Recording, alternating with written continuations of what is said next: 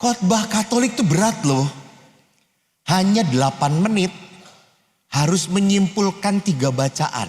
Apa enggak stres pada saat melayani? Itu kadang-kadang juga dituntut pengorbanan finansial. Ya, finansial. Artinya apa? Kita sial. Kalau Romo menikah, kacau. Iya, pada saat Ekaristi, Romo Tuhan bersamamu. Lalu anak saya datang, Pak, minta duit Pak, minta duit Pak. Dua pribadi yang konflik, kalau datang membawa masalah, bagaimanapun tetap nggak akan bisa didamaikan. Bagaimana supaya bisa pure pelayanan? Emangnya kamu pure? Belum justru. Nah itu. Ya, jadi tidak ada orang yang pure banget, sungguh banget untuk melayani. Tidak ada. Kita selalu bergumul dengan kelemahan. Hanya sekarang bagaimana cara saya untuk apa? Untuk melihat saya ini murni pelayanan atau mencari sesuatu di luar pelayanan. Dan deteksinya gimana? 1. Apakah saya mau melayani di tempat-tempat dan di saat-saat yang tidak menyenangkan? Saya tetap bertahan atau tidak? Saya tetap mau nggak? Walaupun itu tidak menyenangkan. Kan biasanya menghindar. Jadi pertama itu. Yang kedua adalah perasaan. Perasaan tersinggung bisa hilang nggak? Nggak bisa, namanya manusia mah langsung spontan. Namanya perasaan kan muncul begitu saja. Dan perasaan orang lain kan tidak bisa diatur. Apakah kalau dengan seperti ini semua orang senang pada saya? Belum tentu. Ada juga yang jengkel. Banyak juga yang jengkel. Jadi saya tidak bisa mengatur perasaan. Dan saya pun sama. Perasaan itu spontan. Hanya saya sebagai seorang manusia yang levelnya mau naik. Yang mau menjadi lebih lebih dewasa dalam iman. Saya tidak diatur oleh perasaan. Tidak diatur oleh perasaan. Saya mau melayani Tuhan. Orang mau ngomongin apa, saya tetap melayani. Saya tetap melayani. Anda diem saja, dikomentarin atau tidak? Dikomentarin. Anda aktif dikomentarin atau tidak? Nah itu. Anda gak akan dikomentarin kalau Anda mati. Orang akan berkata, rasain lu. Nah itu paling cuma itu doang. Gitu ya. Jadi perhatikan, kalau nggak aktif dikomentarin, nggak dikomentarin, sudah bertahanlah, tetap menjadi baik. Tetap menjadi baik. Ikuti panggilan hatimu, bukan ikuti perasaanmu. Maka di sana saya selalu mengingatkan, pelayan-pelayan itu harus muka badak. Jangan mudah tersinggungan. Karena orang Katolik itu pinter komentar tetapi nggak mau terlibat. Nah ini yang ngomong betul tuh ya kayak gitu. Itu orangnya.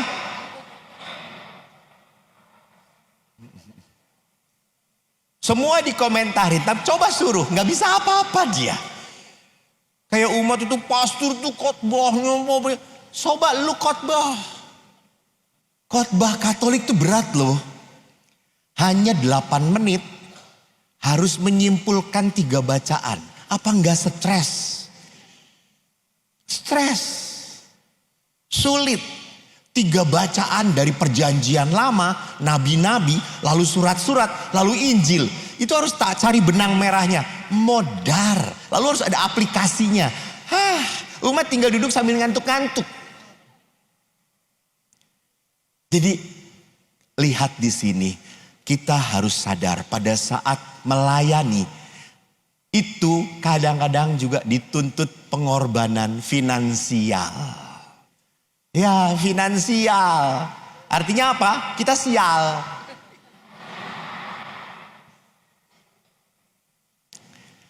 Jadi pelayanan itu adalah apa? Pemberian diri. Memberikan waktu saya, kesenangan saya, ketenangan saya berikan.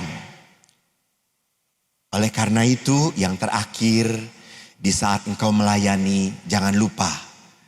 Karena Tuhan sudah mencintai saya, ini tanda cinta saya kepada Tuhan. Saya melayani. Semoga menjawab. Kalau misalkan Romo sendiri gitu ya, ditentukan jalan hidupnya itu ada dua pilihan. Romo mengikuti jalan hidup Romo dengan ketulusan Romo, tapi tidak sesuai dengan apa yang Romo mau.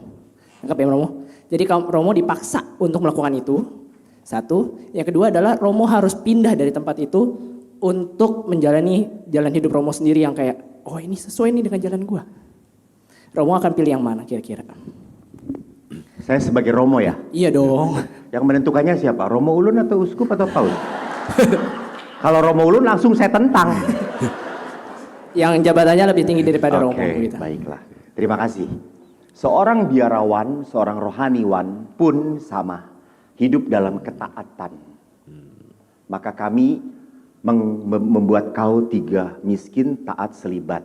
Romo Ulun tidak membuat kaul tetapi sangat menghayati dalam kehidupan sehari-hari. Tepuk tangan dong, Anda udah diam semuanya. Maka apa yang saya pilih? Saya akan memilih apa yang ditentukan oleh pimpinan. Karena pimpinan tahu frame besarnya dari misi visi kongregasi, misi visi keuskupan. Kalau saya hanya memilih apa yang saya mau, itu hanya visi misinya saya. God always put the planning of us into the difficult time. Jadi pada saat sesuatu itu berat banget, susah banget, justru itulah cara Tuhan mau mendewasakan Anda. Itu yang harus Anda lalui, bukan yang ringan dan mudah. Semoga menjawab. Thank you. Mana yang penting, keluarga atau pelayanan? Itu ya Pak ya. Menekankan mana yang penting, keluarga atau pelayanan? Keluarga. Jangan sampai pelayanan menjadi pelarian. Gak boleh. Karena di rumah gue jengkel dengan istri gue. Dia mulutnya aduh Tuhan 1000 gitu ya. Masjid ada aja waktunya 5 waktu. Istri saya tuh 24 jam nonstop saudara-saudara. Istri saya itu bukan kaset, tapi apa? Flash disk. 1 tera gak habis-habis. Saking saya merasa di rumah membosankan, capek, gak mencintai, saya melayani, gak bisa. Gak boleh. John Maxwell, salah seorang pendeta yang bagus sekali, dia mengatakan pelayanan harus menjadi kelimpahan, kepenuhan dari hidup keluarga. Saya memberi retret anak-anak sampai sekarang. Pernah seorang anak waktu retret, saya sudah diberitahu, Romo anak ini selalu cari masalah, selalu cari perhatian. Betul. Waktu saya ajarin, dia selalu cari perhatian supaya jengkel. Tapi gak saya perhatikan. Dia lebih jengkel. Lalu setelah sesi, saya panggil. Saya ajak ngomong. Siapa kamu? Kenapa kamu? Lama-lama anak ini merasa nyaman dengan saya bicara. Lalu dia mengatakan, Romo, saya senang kalau membuat guru marah. Karena saya diperhatikan. Lalu kenapa? Emang ayah ibu kamu? Maaf Romo, maaf. Jangan di-cut ya komsos omongan saya. Lu kalau nggak ngekat habis. Dia mengatakan, ayah saya pendeta, ibu saya pendeta. Saya nggak pernah diperhatikan. Ayah ibu saya pelayanan terus. Lihat, menyedihkan. Memang itu sulitnya kalau hidup dalam pelayanan lalu punya keluarga. Bener, sulit banget. Saya punya teman-teman pendeta. Saya suka prihatin. Saya makanya berpikir kalau Romo menikah, kacau. kacau. Iya, pada saat Ekaristi, Romo Tuhan bersamamu. Lalu anak saya datang, Pak, entar duit Pak, entar duit Pak. Pak mau jajan Pak, bayangin. Orang ayahnya aja udah kayak gini bandelnya, apalagi anaknya tuh ya. Apakah saya harus ngomong, tolong umat untuk uang kolekte kasih dulu kepada anak ini gitu ya. Tuh. Jadi pertama dan utama adalah hidup keluarga. Hidup keluarga. Anda ditanya nanti di surga. Bukan sejauh mana melayani gereja. Enggak. Bagaimana engkau sudah menjadi seorang suami yang baik bagi istrimu. Sudah menjadi seorang ayah bagi anak-anakmu. Jadi prioritas pertama dan utama adalah keluarga kita. Setelah kita penuh keluarga kita beri waktu untuk gereja. Jadi jangan sampai abaikan keluargamu. Semoga jelas yang pertama. Thank you. Yang kedua, gadget. Sebetulnya kemarin Pak kalau mau ikut bagus banget. Ibu Mona itu doktor psikologi. Saya kerjasama dengan dia. Ini juga promosi. Bapak Ibu kalau suami istri mau retret. Kami punya retret growth namanya. Kita melihat perkawinan dalam sisi spiritualitas dan psikologisnya. Psikologi memberikan ilmu manusia. Spiritualitas memberikan rohnya, jiwanya. Nah, Ibu Mona berbicara tentang digital adalah apa? Adalah hal yang tidak bisa dilepaskan dalam kehidupan sekarang. Betul? Gak bisa. Gak bisa. Hanya yang bisa diatur adalah apa? Penggunaannya. Maka anak-anak itu, anak-anak sekarang udah beda dengan yang dulu Pak. Dulu tuh diberitahu langsung ikut, ya atau tidak? Bapak saya itu kalau udah ngomong, saya udah langsung tunduk. Anak sekarang coba pelototin, dia melotot juga. Lalu anak sekarang selalu nanya. Dan anak sekarang kalau disuruh, kamu tuh jangan main HP saja. Dia akan ngomong, Mama nonton drakor terus, dracin terus. Itu. Kenapa anak sekarang butuh apa? Teladan. Contohin dulu. Baru akan ikutin. Anda ngomong jangan main HP.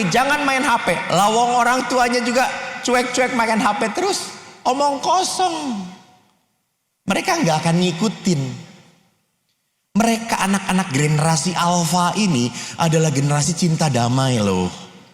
Mereka senang apa? Ngeliat. And I will follow. Saya akan ngikutin. Contohin pengorbanan tuh kayak gimana. Kalau orang tuanya mau berkorban, mereka pun akan mudah berkorban.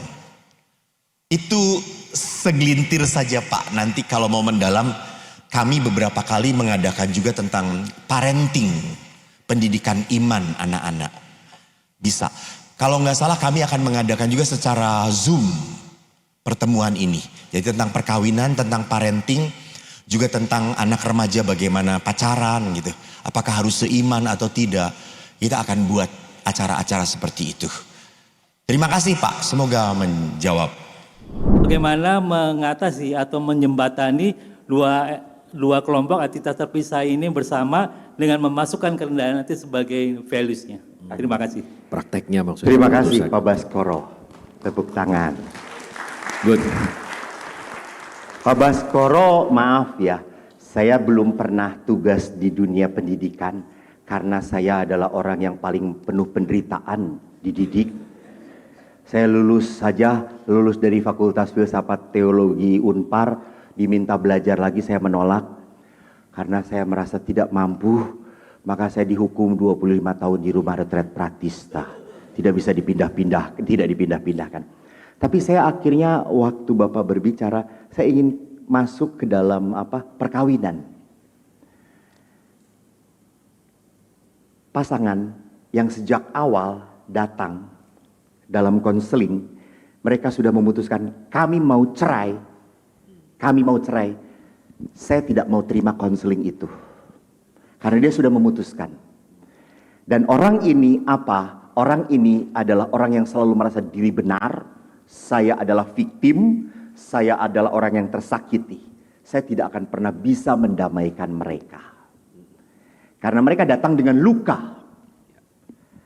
Tapi pada saat pasangan ini berbicara dengan, saya mau datang, nanti terserah Tuhan bagaimana mengarahkan kami. Pada saat saya bimbing, mereka akhirnya berani saling berkata, kita coba berjalan kembali. Artinya apa? Dua pribadi yang konflik, kalau datang membawa masalah, bagaimanapun tetap nggak akan bisa didamaikan. You have pain, he has pain. So we will fight one another. Tetapi pada saat dua orang itu datang dan berkata, kami punya Tuhan. Kami harus sadar, kami waktu itu janji di depan Tuhan dalam perkawinan. Maka kami ingin bersama-sama mencoba untuk diberi masukan supaya kita belajar maju kembali.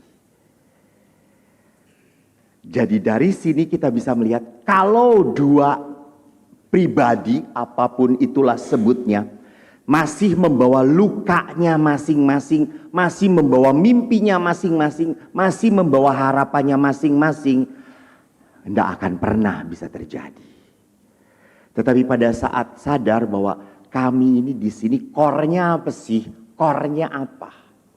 Memang kita di dunia pendidikan, tetapi pada saat core-nya adalah Allah, core-nya adalah kasih, core-nya adalah keutamaan, maka orang itu bisa saling mau membuka untuk tadi blending. Seperti yang Bapak tadi katakan, bisa terjadi ini membuat sebuah budaya baru, atau bisa terjadi bahwa ini menjadi sinergi yang makin kuat membangun sesuatu menara yang lebih indah. Semoga menjawab. Terima kasih Pak Baskoro. Terima kasih. Tepuk tangan.